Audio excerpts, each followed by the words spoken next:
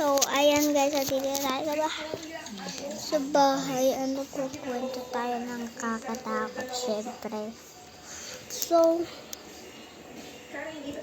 about sa school to. Actually, dun sa school namin, I'm turning grade 3 at nung grade 2 namin, ang daming nagsasabi na may nakalibing daw na tao dun sa garden namin. So, kunwari, itong classroom namin, ito yung classroom namin, ito line.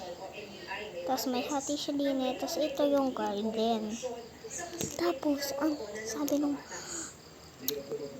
kaklase ko, ang dami niyang alam na pamahiin o yung mga pangmatatanda is, sabi niya,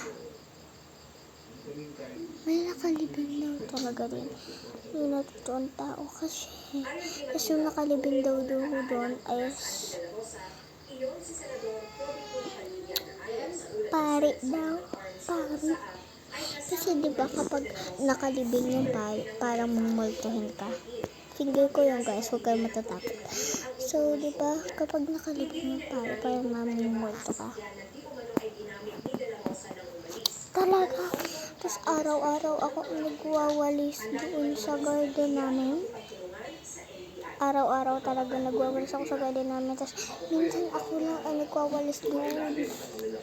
Kasi mga class ko, minsan late kasi ako lang pinaka-agad. Tapos habang nagwawalis ako doon, kasama yung isa kong kaibigan, si Lisan. Nanahilig kami. Sabi, ganito yung sound.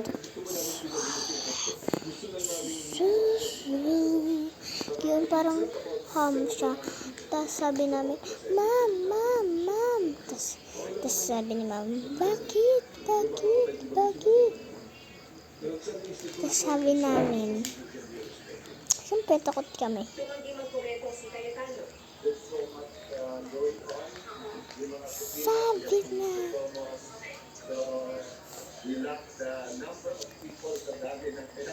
Sabi namin, sabi namin, bakit? Tapos umakyat kami doon kasi may hagdan doon. Akyat kami doon pataas. Yun, nag-ailaw na. Umakyat kami doon pataas. Tapos, alam na ko. Nasaan yung kay ate?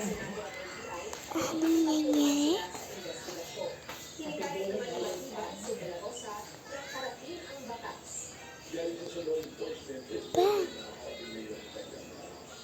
Ben. Ang galing.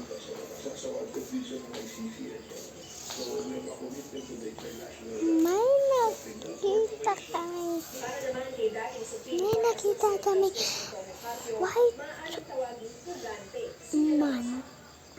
Nakatayo. White naman nakatayo siya doon sa pinakagilid ng garden namin. Kasi, diba, ito yung garden namin. So, may pass siya sa gitna. Tapos, may dalawang pinapagtaniman doon. Tapos, doon sa gitna, sa dulo, doon siya nagsta-stand. Part 2 na lang.